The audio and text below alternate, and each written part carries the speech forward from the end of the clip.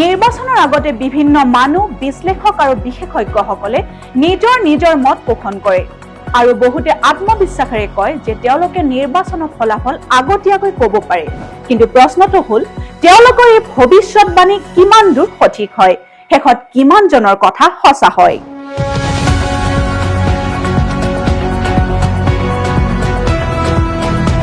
এইখিনিতে আহে এক বেলেগ ধৰণৰ চিন্তা, এক বেলেগ ধৰণৰ প্ৰদৰ্শন। যাদু সম্ৰাট বিক্ৰমৰ মেজিকেল প্ৰেডিকশ্যন, যি এটা এনেকুৱা চিন্তা য'ত নাই কোনো অনুমান, নাই কোনো পৰিস্থিতিৰ প্ৰভাৱ আৰু নাই কোনো পৰিৱৰ্তনৰ সুযোগো। এয়া কোনো দাবী নহয়, ই এক প্ৰমাণ। ডক্টৰ বিক্ৰমৰ মেজিকেল প্ৰেডিকশ্যন 100% শুদ্ধ আৰু সঠিক বুলি প্ৰমাণিত হৈ আহিছে। এটা নাম যি এতিয়া ৰহস্য, নিখুঁততা, নিৰ্ভৰশীলতা আৰু আশ্চৰ্যকৰ সত্যতাৰ প্ৰতীক। তেওঁ হৈছে অসমৰ তাৰকা যাদুশিল্পী, যাদু সম্ৰাট ডক্টৰ বিক্ৰম, যিয়ে সম্পূৰ্ণ কৰিছে যাদুৰ লগতে জ্যোতিষ জগতত 25 বছৰীয়া বৰ্ণিল যাত্ৰা।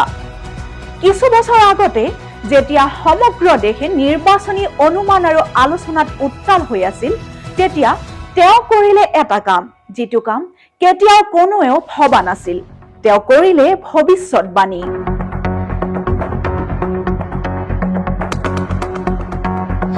প্ৰথম, দ্বিতীয় আৰু তৃতীয়বাৰলৈও তেওঁ কৰিলে 100% সঠিক, সত্য আৰু শুদ্ধ ভৱিষ্যতবাণী। 2014 চনৰ লোকসভা নিৰ্বাচন যেতিয়া বিশেষজ্ঞসকলে সন্দেহ কৰিছিল, তেতিয়া ডক্টৰ বিক্ৰমে আত্মবিশ্বাসেৰে অসমৰ ইতিহাসত তেওঁৰ ভৱিষ্যতবাণী 100% সঠিক, শুদ্ধ আৰু সত্য বুলি প্ৰমাণ কৰিছিল। 2019 চনৰ লোকসভা নিৰ্বাচন, চাপ বেছি, প্ৰতিযোগিতা কঠিন, তথাপিও যাদু সম্ৰাট ডক্টৰ বিক্ৰমে সকলোকে আচৰিত কৰি নিজৰ ভৱিষ্যতবাণী 100% সত্য বুলি প্ৰমাণ কৰিছিল। 2021 বিধানসভা নিৰ্বাচন, তৃতীয়বাৰলৈ চূড়ান্ত পৰীক্ষা, কিন্তু যাদু সম্ৰাট বিক্ৰমে সৃষ্টি কৰিলে হেট্ৰিক সফলতাৰ। 3টা নিৰ্বাচন, 3টা ভৱিষ্যতবাণী, তিনিওবাৰেই সম্পূৰ্ণ সঠিক।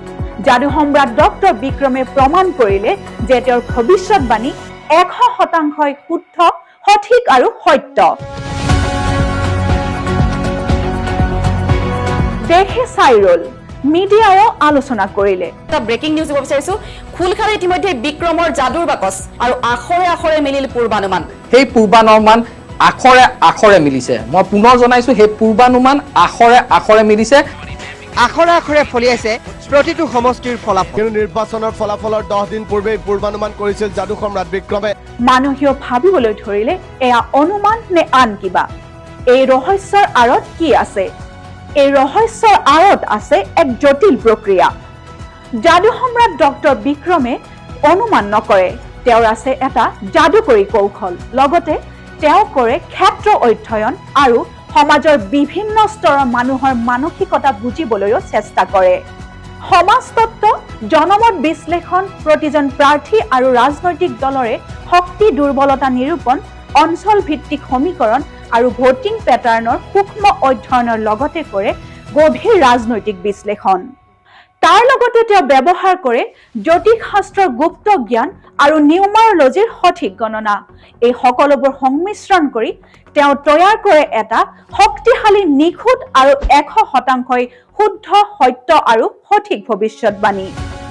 2026 আকৌ আহি পৰিছে সেই গুৰুত্বপূৰ্ণ সময়, এক নতুন চেলেঞ্জ। অসমত পোন প্ৰথমবাৰৰ বাবে নিৰ্বাচন অনুষ্ঠিত হ'ব এটা পৰ্যায়ত, এটা দিনতে। কিন্তু ইয়াতেই শেষ নহয়।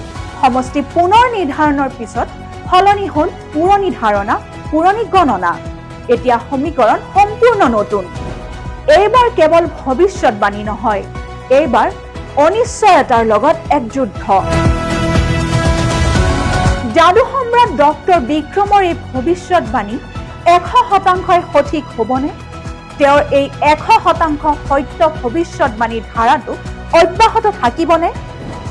ভৱিষ্যতবাণী পুনৰ সাজু, কিন্তু সেই ভৱিষ্যতবাণী কিমান সত্য হ'ব, সেয়া হ'ব লক্ষণীয়।